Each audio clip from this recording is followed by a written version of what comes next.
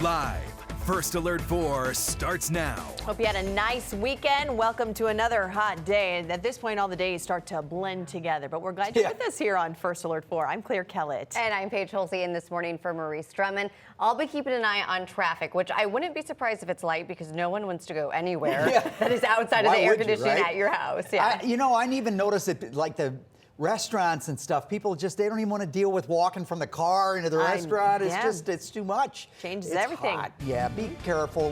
We're still in a First Alert weather day here today and again tomorrow. The world watching closely to see how Iran might respond to this weekend's strikes on the country's nuclear sites as it threatens action against the United States. Yeah, tensions are increasing. That's also worrying investors closely watching oil prices rise.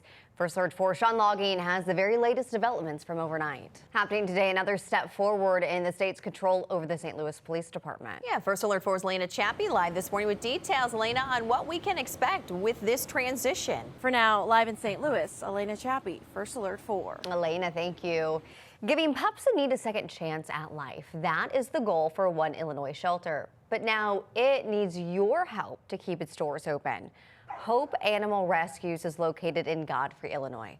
Over the last 20 years, it has been co-run by Jackie Spiker. It's a job that is near and dear to her heart. But she says after COVID and with the current economy, it's been harder than ever to keep afloat. Now she's hoping to raise $17,000. So we're still spending double what we used to, but we're not getting double the donations. It's a huge goal, but we need to hit that goal. We need to hit that goal because dogs are dying at animal control. We can't save them because we have to be fiscally responsible. Spiker says the needs are many, but their goal is changing lives one dog at a time. So if you would like to donate to the rescue, you can find details on how to do that in this story on firstalert4.com. Well, another First Alert weather day today. We're in day 3 of 4 of this, meaning staying safe in this intense heat, even more crucial. Right. Still ahead on First Alert 4, find out what resources are available across the bi-state to help you keep cool in the days ahead. Also, they might have lost yesterday's game against the Reds, but the Cards did gain another series win. Next on 4, hear what the manager had to say about Miles Michaelis' performance in Game 3. A traffic alert on 141 this morning. This is a look at Interstate 44 near 141. You do see some flashing lights there. That's because a crash was reported on the ramp from 141 northbound to Interstate 44 westbound. Looks like you're still able to get through that section, but you'll notice as we are here from this MODOT camera, some flashing lights there on scene. A reminder about some ongoing construction out in St. Charles County. This is a live look at Interstate 70 at 79, where the left 3 lanes are closed along some stretches in the eastbound direction just before 79. MoDOT's reporting that. And then one more reminder about a closure, that ramp from 270 eastbound to 170 southbound. If you look in kind of the middle of your screen, you see what basically looks like a white line. Those are the barricades up blocking that ramp. So a reminder about that closure that will be in effect for a couple months. Clear though, speeds look great this morning. All right. These games have been kind of painful to watch, not because of like the play on the field. Oh, the heat. Especially, I think of the people in the bleacher seats, and I'm like, how are you doing? Right, and First we were talking earlier over the weekend with some friends about, remember when they used to wear the big thick wool jerseys, and even the jerseys that I have just seem like they're just so, we're talking mid-90s all week long. Through the weekend and into next week, we start to finally get back a little into the upper 80s, perhaps. Let's hope so. But hot, humid weather is here to stay for a little while. Okay, so if we just look ahead to fall, it'll be fine. Yeah, it's right around the corner. Ken, thank you. In all seriousness, though, as St. Louis continues to deal with this extreme heat, there are places you can go to get a break from this hot weather. The Northside Youth and Senior Service Center on Maffett Avenue in St. Louis is just one of dozens of locations across the bi-state serving as cooling centers during this heat wave.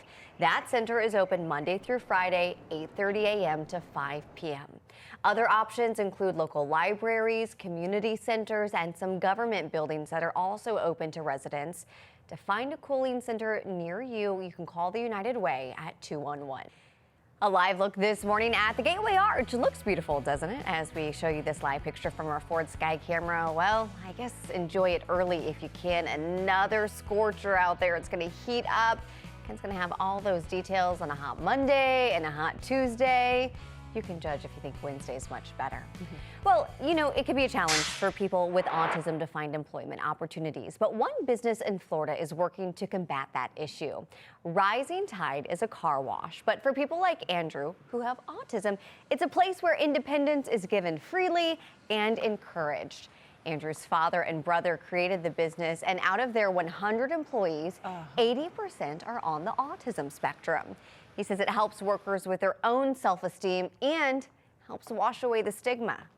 Majority of our staff is on the autism spectrum. I'm on the autism spectrum. I'm happy with what the company does. I'm happy that what we do, it really does make a difference. It is great. The customers are very nice.